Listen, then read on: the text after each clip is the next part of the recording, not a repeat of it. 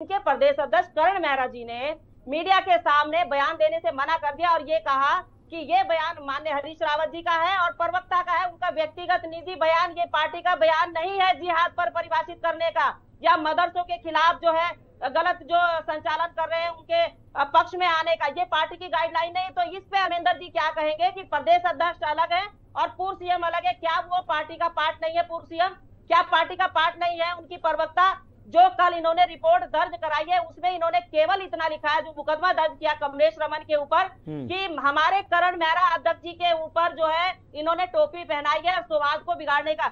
माननीय हरीश रावत जी का नाम नहीं लिया, यानी कि हरीश रावत जी पार्टी की लाइन से बिल्कुल अलग होकर के बात करते हैं। और क्या बात करते हैं इनके प्रवक्ता?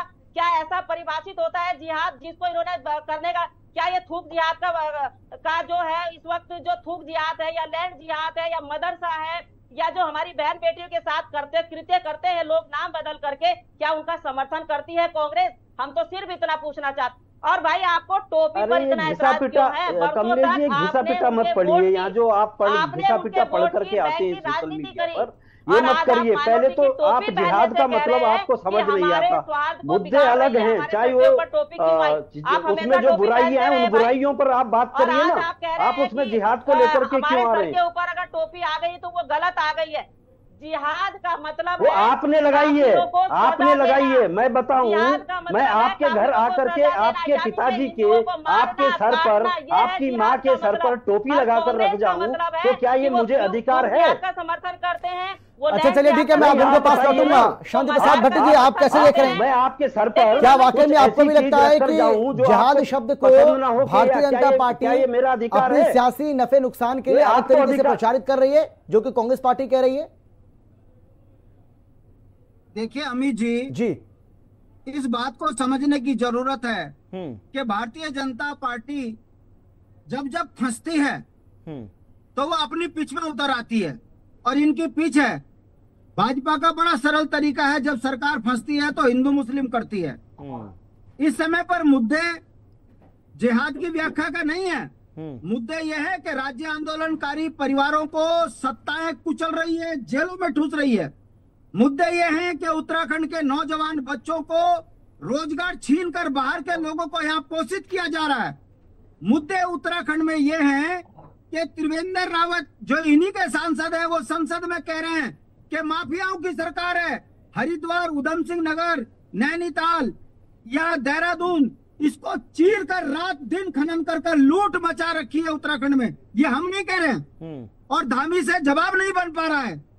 उत्तराखंड का नौजवान भाजपा से पूछ रहा है कि प्रेमचंद अग्रवाल के लड़के पे ऐसी कौन सी खूबी है कि जल निगम में 13 लड़का नौकरी लगे, एम्स में 13 लड़का नौकरी लगे, जमीन खरीद घोटाले में 13 लड़का है, और आप यहाँ पर हिंदू मुस्लिम में लव जिहाद, लैंड जिहाद की बात करो। अरे भाई आप ये बताइए, अगर कोई मुसलमान उत्तराखंड के अंदर गलत काम कर रहा है, मुकदमा लगाओ, जेल डालो। मगर सबसे ज्यादा फ्री का राशन मुसलमानों के घरों में भारतीय जनता पार्टी भेजती है। भारत के प्रधानमंत्री तो उनको सौगात बांट रहे हैं पूरे देश में।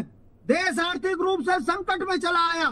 ये सनातन धर्म के बच्चों को आर्थिक रूप से कमजोर कर केवल वोट बनाना चाहते हैं, उन्मादी बनाना चाहते हैं। इसलिए जब जब भारतीय जनता पार्टी से जनता सवाल करती है कि आखिर राज्य लुट रहा है, इस पर आप उत्तराखंड के बच्चों को न्याय क्यों नहीं दे रहे हो, तब ये तुरंत आ जाते हैं लव जिहाद, लैंड जिहाद, थूक जिहाद। मैं पूछना चाहता हूं आपके माध्यम से, यदि मुस्लिम जनसंख्या बढ़ रही है तो धामी क्या कर रहा है? धामी की मशीनरी क्या कर रही है?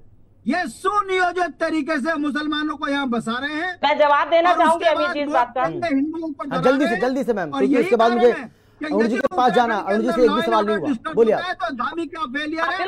भारतीय जनता पार्टी, ठीक है, सुन लीजिए सर, सुन लीजिए। जनसंख्या नियंत्रण होना चाहिए, और जब हम इसकी बात करते हैं तो कांग्रेस मैदान में आती है और ये कहती है कि आप एक विशेष समुदाय का जो है हनन कर रहे हैं, उसका शोषण कर रहे हैं। चाहे किसी भी चीज को ले लो, आप मदरसों को ले लो, आप लैंड को ले लो, आप मजाक को ले लो, समर्थन करती है और कहती है कि आप एक विशेष समुदाय का हनन कर रहे हो, उसका शोषण कर रहे हो। अच्छा चलिए ठीक है, मैं लौटूंगा आपके पास, मैं आपके पास आऊंगा, समय बचेगा तो। अरुण जी, मैं देख रहा हूं पिछले 15-16 मिनट से आप लगातार सबको सुन रहे हैं, लेकिन बड़ा सवाल ये है कि क्या वाकई में जो कांग्रेस पार्टी कह रही है या यूकेडी कह रही है कि भाई जिहाद शब्द का इस्तेमाल करके मुसलमानों को बदनाम करने की एक कोशिश की जा रही है, और जब भी कोई मुद्दा इनके पास नहीं रहता है, जब कोई काम करने की इनकी नियत नहीं रहती है, तो फिर ये हिंदू मुसलमान करने लगते हैं। आपको क्या लग रहा है भाई, जिहाद सच में जिहाद हो रहा है, ये जिहादी जिहाद कर भी रहे हैं या फिर उनको बदनाम किया जा रहा है?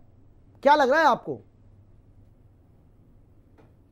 अमित भाई, मेरा तो दूसरा कहना है जी। जहां तक एक चीज तो समझ आती है, क्योंकि हम उत्तराखंड में रहते हैं और खासकर उत्तराखंड के तराई के इलाकों में डेमोग्राफिक चेंजेस हुए हैं और काफी जनसंख्या मुसलमानों की पहले से बढ़ी है, ये तो एक तय सी बात है जी। दूसरी चीज, जब हम अवैध की बात करते हैं, अवैध खुद कह रहे हैं कि अवैध मदरसे, तो जो अवैध है उसके पक्ष में हम क्यों खड़े हो रहे हैं, मेरी समझ में नहीं आ रही। बिल्कुल सही बात। अगर कोई अवैध स्कूल है उसके पक्ष में क्यों खड़े हो रहे हैं, अगर अवैध मंदिर है, धर्मशाला है, उसके पक्ष में क्यों खड़े हो रहे हैं। सवाल इस चीज का है कि जिसमें हमने खुद अवैध लगा दिया, हम उस